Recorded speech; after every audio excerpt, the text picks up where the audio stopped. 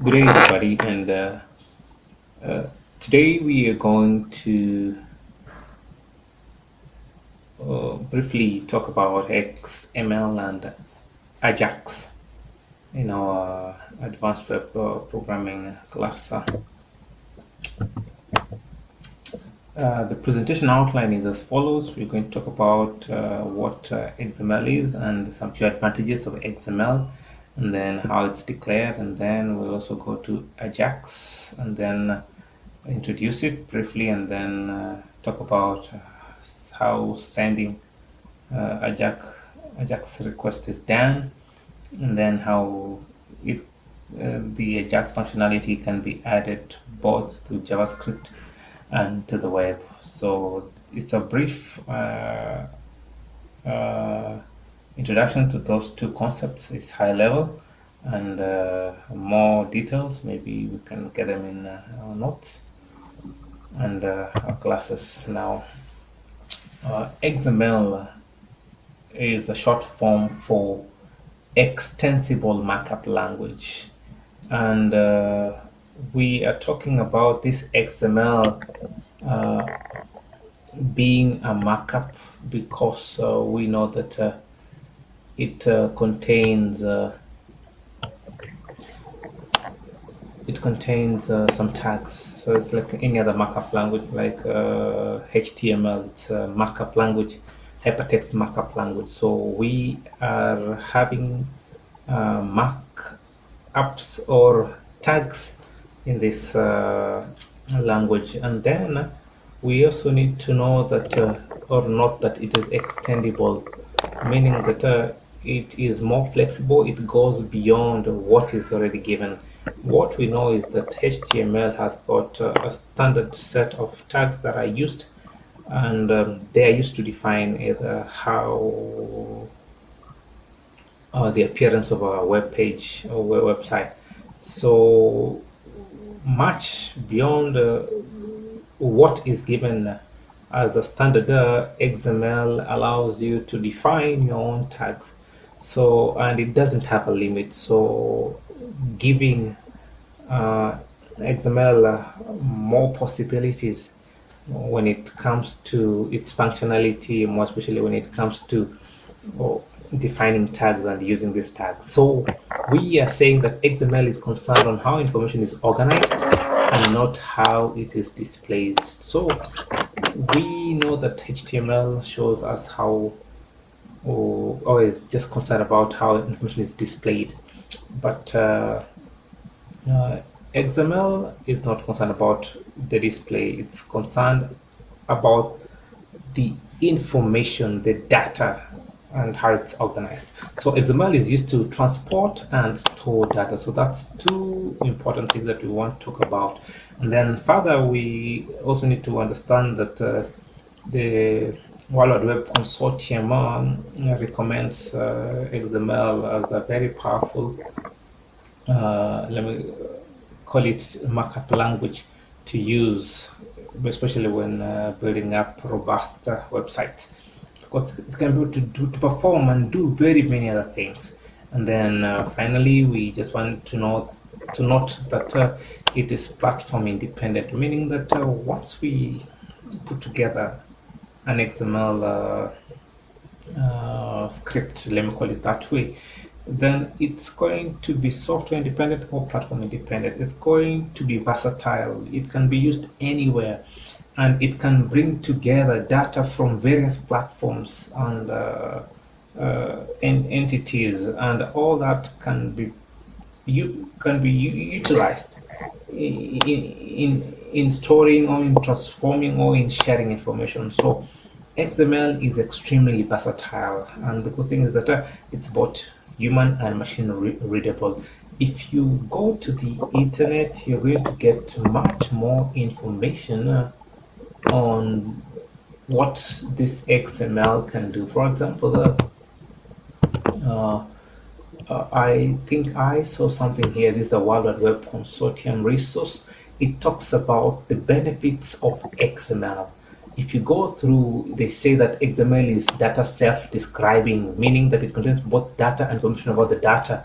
So it is better than HTML, which talks about only the structure of something. So this has got two things, and then it goes on saying that it can be integrated in all feasible data formats like text and numbers and multimedia, sound, image,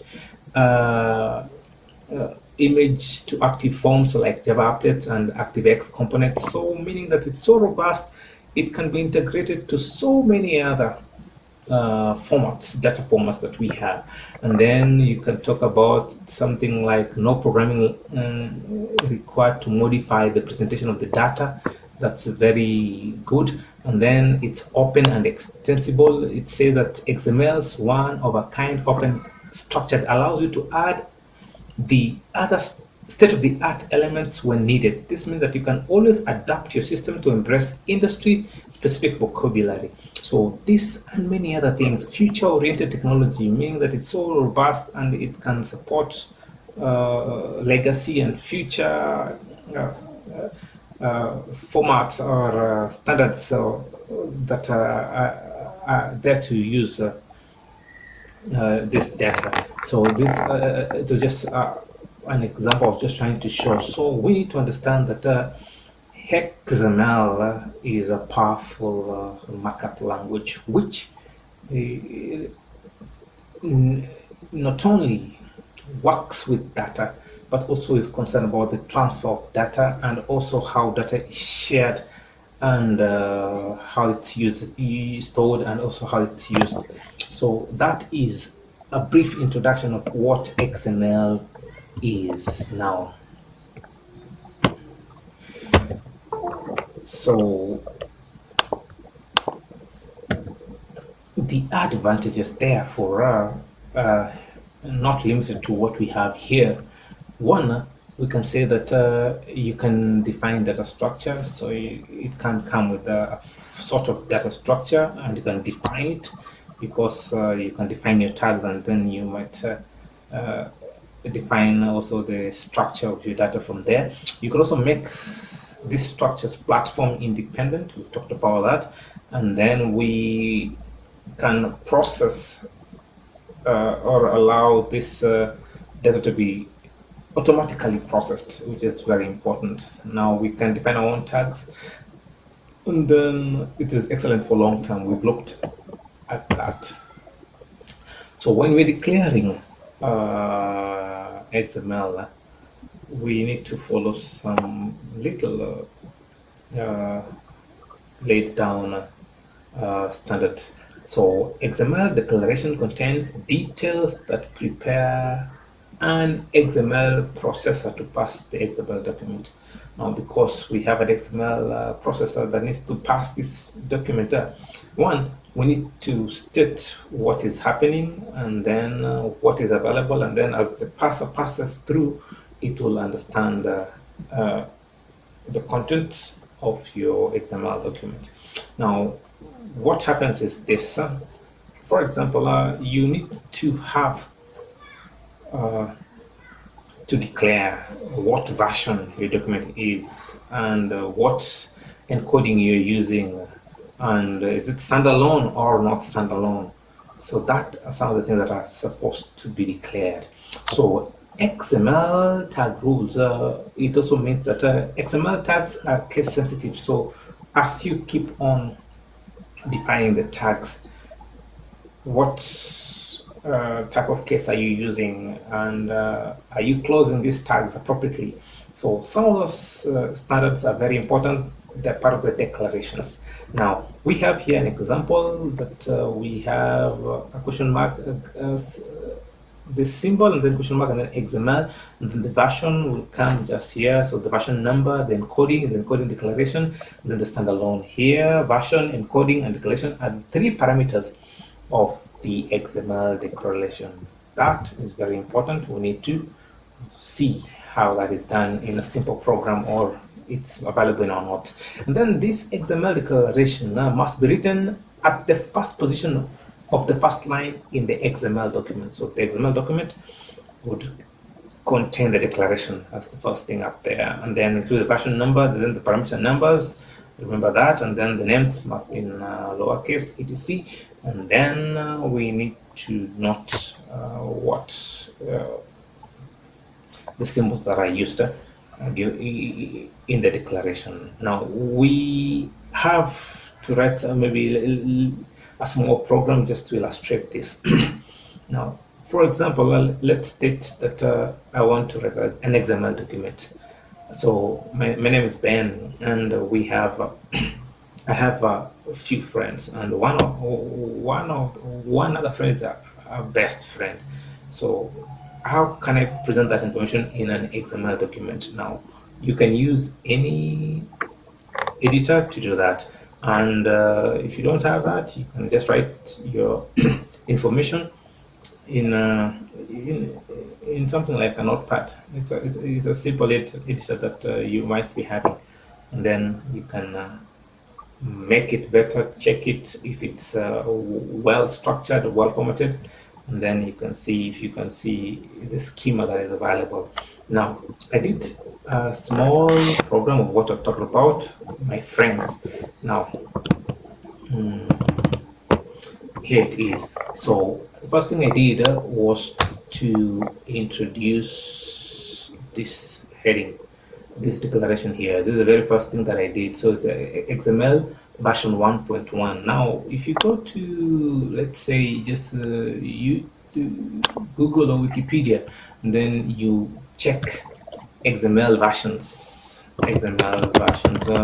you will realize that we don't have only one version. There are two current versions, and then this and this, and the valid Unicode, blah blah, and the XML2 binary XML etc. So the more you read, you realize that you need to define what version of XML you're using. That's why, as the parser will pass through, it will understand that no, this is the first or the 1.1 version of XML. So that's why it's very important for us to do what?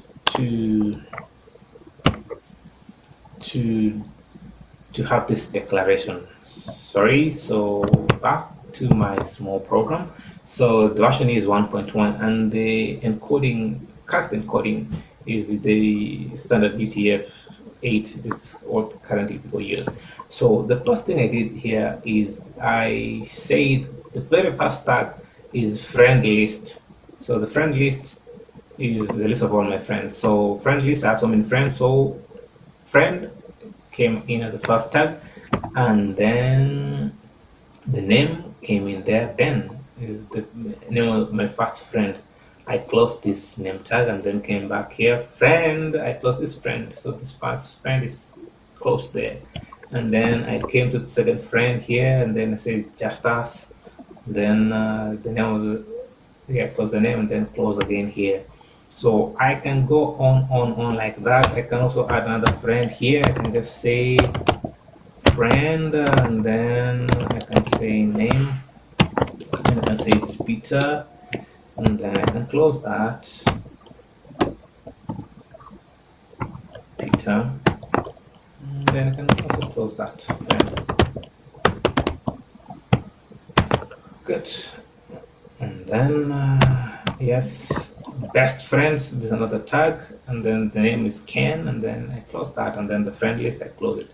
So this briefly an example of a small program that we can have. So this program, I want to format it well. Now online we have so many good formatters. You can just Google and then see if you can get any. So you can just say XML formatter online. So once you have a good formatter, you can use it to really confirm whether your work is well organized, if there's any problem, blah blah etc. So I can just paste it here. I have okay. Now the good thing is that sometimes when you have these formatters, they can help you see if there is any problem anywhere. Let me just do that. And find out if there's any problem with my code. So end tag. Friend does not match the current tag name. Okay, so this friend name, and then this is friend, I just closed it here. This is not what I did add. Okay, let me just go from the top here. This friend list, the first friend, sorry, is Ben. And then I closed the tag here, name. So that's, and then I closed the first friend here. And then secondly, I came here, I say friend, and then name.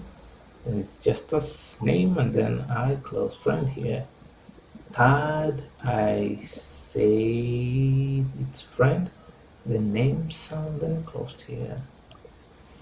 And then fourth is friend here.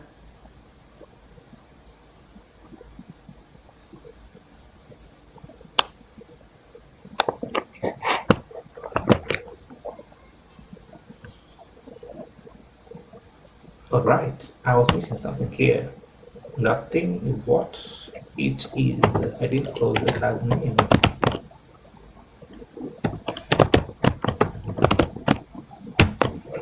All right, there it goes. And I think I'm good to go. Now, this is the goodness of some of these formatters. So these formatters ensure the structure of your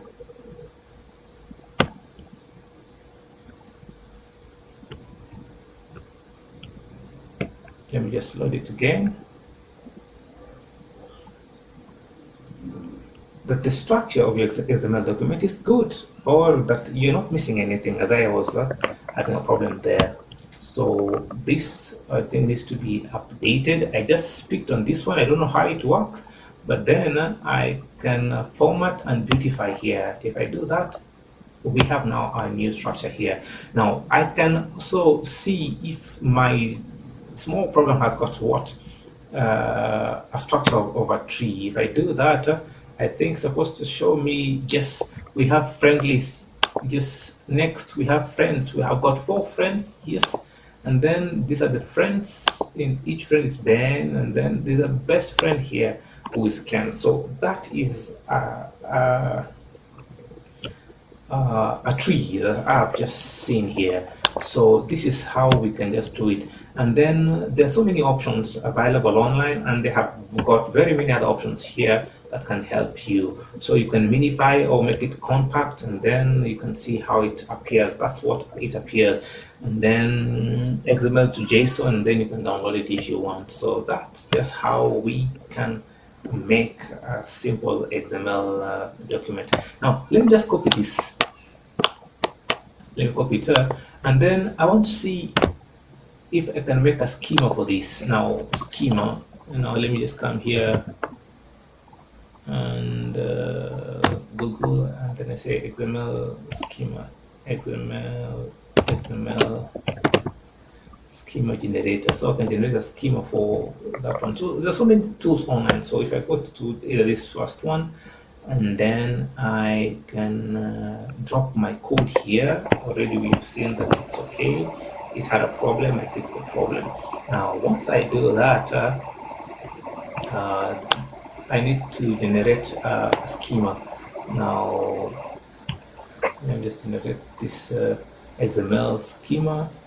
Right, all right, okay. So here we are. So this is the schema for our what? For our simple program that we did there. Some of these things are not explained now, but then you can just get them. But then basically you can see we have some information here. For example, we have this, it's a complex type, meaning that a document might be having parent, child, elements, etc.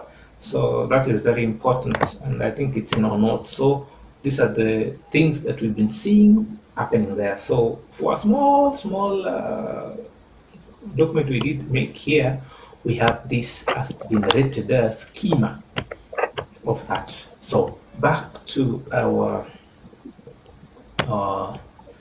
yes, our program here. So let's proceed. Now AJAX is very important. Now it's one of the most important, I call it a concept that we need to understand in this course, because it's very interesting, because it also lays the foundation for us to understand many other things to come in the future, or that are currently happening in many other websites or web pages. Now, AJAX means asynchronous JavaScript and XML. So you can just take these few words and know that the asynchronous, so the first thing, JavaScript and XML. We've seen what XML is. We've seen what JavaScript is. Now it's like now putting these things together and have an asynchronous, should I call it, characteristic out of that. Now, for example, the meaning of synchronous, it's something which is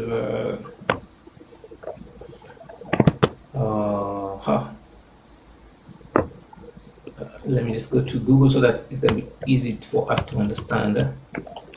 Synchronous meaning. Okay, existing or occurring at the same time. So there's a synchrony. Something is happening, and then asynchronous. Let me just asynchronous. Let me just see if it has.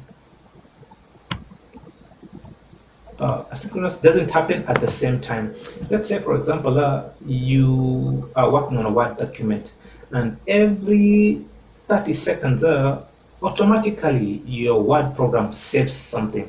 So we can say it's synchronous in such a way that it happens at some predefined time, and it's well organized, and everything it's like moves smoothly.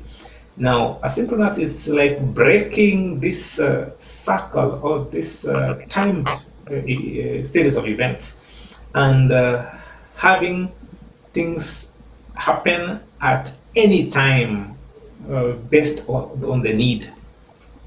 Now, let me now bring it now to our example here in web development. Now, you have created a web, you're working on it, and it might need to fetch data or send data.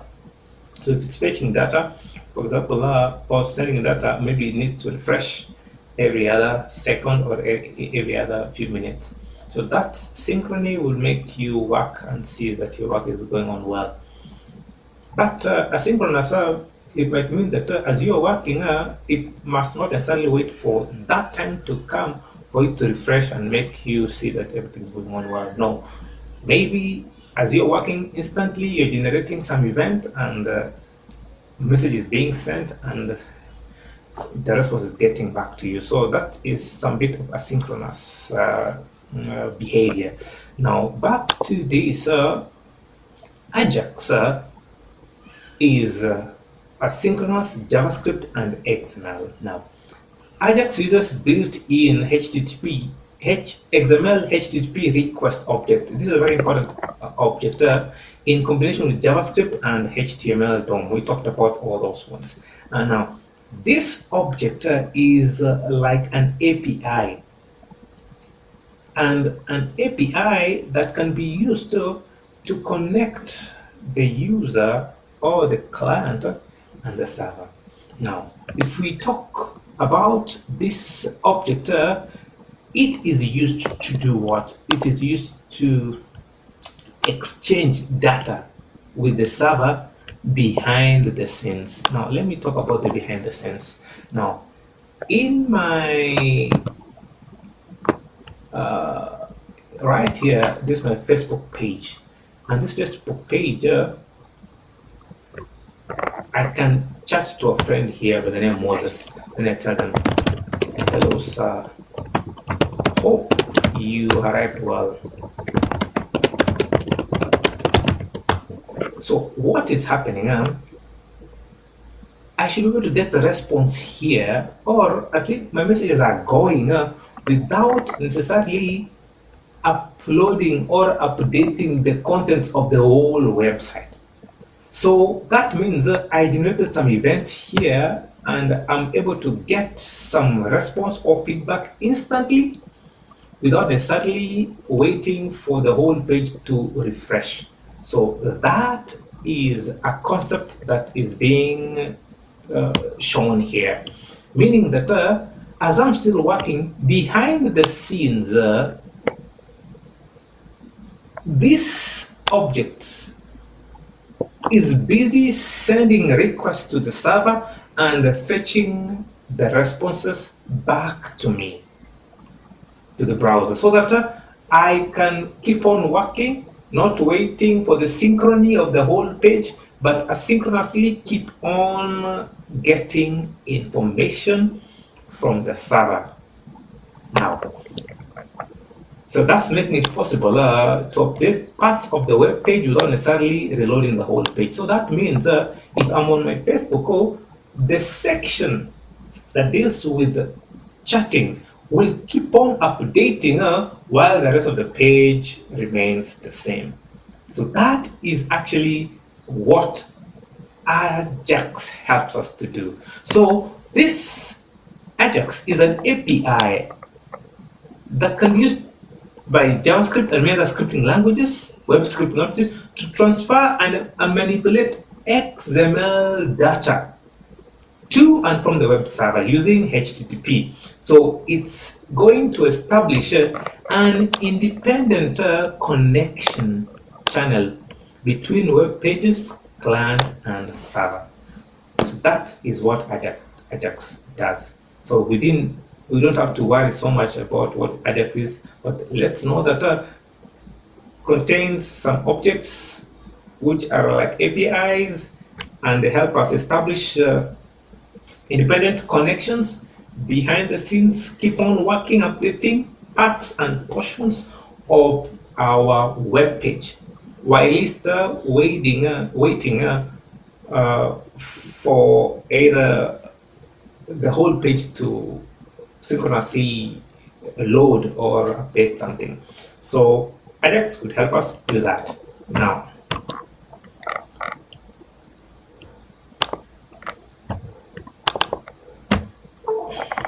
so there's something here that we say is important. My camera is off. Let me just fix it shortly.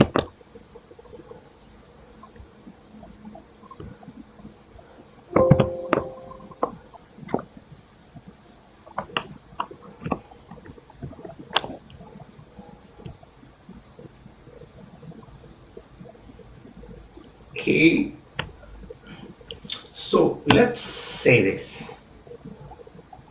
We are sending AJAX requests. So our web page is here.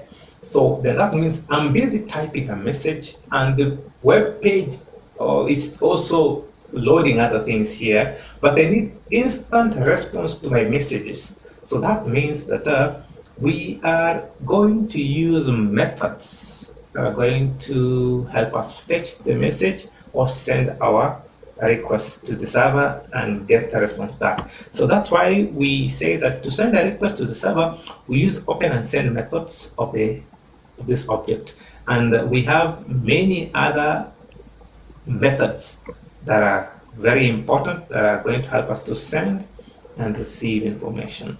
And then we need to understand that the properties of this object is, for example, I've just mentioned here two. In our notes we have more. We have this object, this XML HTTP request object, having already state change. Very important, meaning that there is an event handler for an event that fires every state change. If there's any change, let's say there's a key press or there's a text which is being entered, that one should be able to trigger something to happen. That's an action, that's an event. So an event handler is going to handle that, and then it's going to execute some methods. And maybe one of the methods can be either to send the information or request to the server and vis-a-vis get information from there. And then ready state, the ready state finds the current state of the HTML object. So that's another property. It's a ready state. It's ready to get information. Now, this is just a high level picture showing what is happening. I'm on my computer here, I'm working on something. And maybe right here, what you're seeing here is what I was trying to chat on, this Facebook. So I'm busy typing something and it keeps on updating the textbook only. So that is actually what is happening. So an event occurs on the web page, i.e. button is clicked, and then this one, an HTTP request is sent over using this object. So a request is sent to the server. And then on the server, the HTTP request creates a response. So a response is created and then it's sent back up to the browser. And then process the return data using JavaScript and updates the page content. So our page content is updated, and it's possible for us to keep on updating small portions. So that is actually what happens. So adding functionality, AJAX functionality to JavaScript and to the web is basically what we've been talking about. So we need to understand that AJAX is an efficient way for a web application to handle user interactions with JavaScript. So these AJAX interactions are initiated by JavaScript code, and then when the AJAX interactions is completed, we need to understand that JavaScript updates the HTML source code, and then pages are immediately, without delay, requiring a page refresh. The pages are made immediately without requiring a whole page. So I can get updates of the messages. So dynamically updating of the data on a page and submitting partial forms from the page. So partial forms keep on getting submitted. Right. So the second last thing is this, that we need to also add this functionality to the web. So as long as we have this, then we are sure that we can have an update of part of the web without necessarily loading the whole page. This is what happens. Our browser is here and the server is here. So we generate an event here, and then we create this object and we use it to send information request to the server. So the server processes this request and then it creates a response. This response again gets back to the browser. And using JavaScript again, we are able to update the page content, something close to that. And now to be more specific how it works, here we have a good document that I got from javapoint.com. Now we say that a user sends a request from the user interface. So user interface, let's say this presentation that is over here. User interface, and a JavaScript call goes to this object. So there's a JavaScript call that goes to this object. So this object has got a function that is called as callback. Now, that's got a function that would help us get information. It uses the HTTP request. Sorry for that. So the HTTP request is sent to the server by this object. So the server, on the other hand, would be having data and everything there.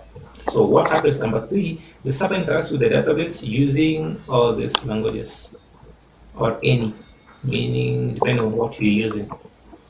And then the data here is retrieved, number 4, and then the server sends XML data or JSON data to the callback function.